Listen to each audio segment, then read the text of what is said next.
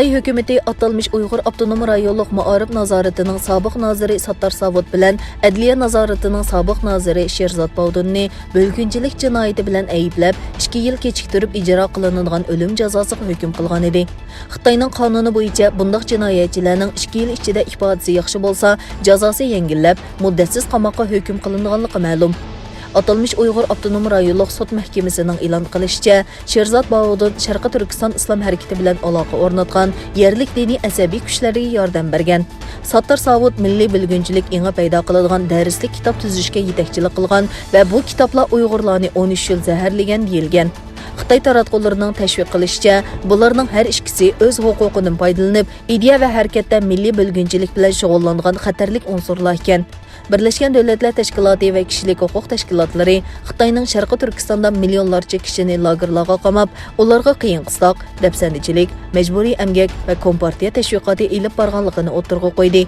Ma'lum bo'lishicha, Xitoy hukumati irqiy qirg'inchilik jinoyati bilan ayblangandan keyin bu ishga amaldorni qayta ko'tarib chiqib, ularni vatanni parchalashga uringanligi haqidagi iqror qildirib, butun jahonga sazoyi qilish orqali Uyg'ur rayonidagi bostirish siyosatini oqlamoqchi bo'lgan.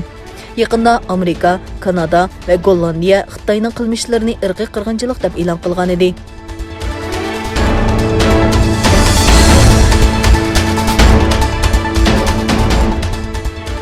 Türkiye İyi Partiyasının reisi Mەral ئاكشەنەر ve Ankara şəhərinin şəhər başlığı Mansur Yavaşның 5 aprel ictimai taratqu orqali Barin vaqəsinin 31 yıllıqını xatırlaşı Xitayning Ankaradagi bosh elchixonasining tahdid silishiga uchirdi.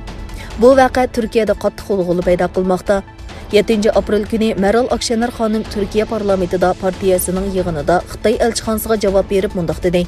Xitoy elchiligi men bilan Ankara shahar boshlig'i Mansur Yavaşga tahdid soldi. Xitoyning Turkiyadagi vakili Doğu Perinchekning bizga qarshi qilayotgan so'zlari yetarli bo'lmagan bo'lsa kerak. Xitoy davlati bevosita harakatga o'tdi. Nemishqa desanglar, biz uzundan buyon hukumat bilan uning kichik sherigi Millatchi harakat partiyasini Uyg'ur qarindoshlarimiz uchun harakatga o'tkazishga tirishyapmiz. Chunki Sharqi Turkistonda yuz berayotgan insonlik tragediyasi oldida qarab turmadik va buningdan keyin sukut qilib turmaymiz.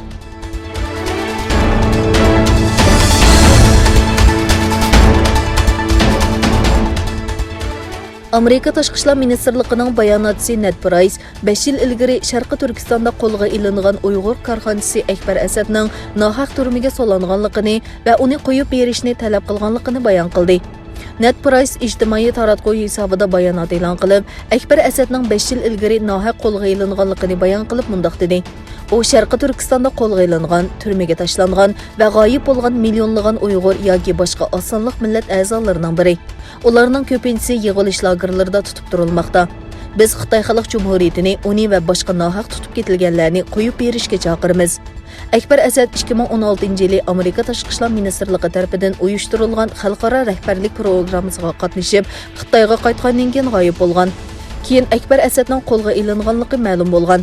Akbar Asadning otasi Rayhon Asad 2020-yili 6-oyda o'zi o'qigan Harvard universitetida inisi uchun faoliyat boshlagan edi.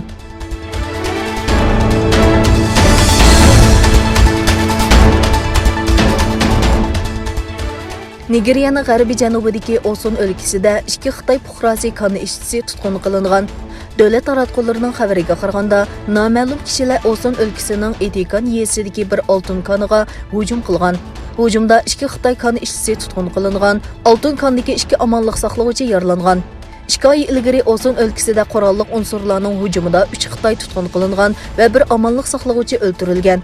Nigéryədəki nurgun ştatlarda töyləm üçün tutqun qilish jinoyatiga o'lim jazosi ijro qilingan bo'lsa-mu, ammo bu xil voqealarning oldini olib bo'lolmagan.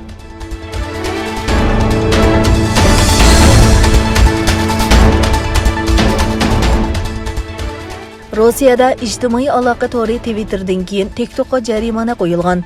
Moskva rayonluq sud mahkamasi Xitoyning ijtimoiy taratqu detali TikTok'a 2.600.000 rubli, ya'ni taxminan $34.000 jarimani qo'ydi. Xitoy şirketining Rossiya hukumat organlarining talabini nazarga olmaganligi va o'qituvchi Navalniyni qo'llaydigan namoyishga qatnashish chaqirig'i bor yozmalarni o'chirmaganligi o'tirg'a qo'yilgan.